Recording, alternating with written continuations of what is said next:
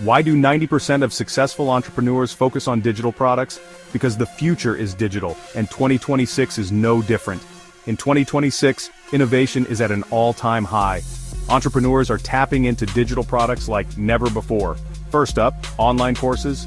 People are hungry for knowledge and they're willing to pay for it. Next, consider software as a service, or SaaS. From project management tools to customer relationship management, SaaS is booming. Then, there's digital content creation. Ebooks, podcasts, and even digital art are in high demand. If you can create compelling content, you've got a gold mine at your fingertips. Don't forget about mobile apps. If you can solve a problem or entertain, there's a massive market ready for you.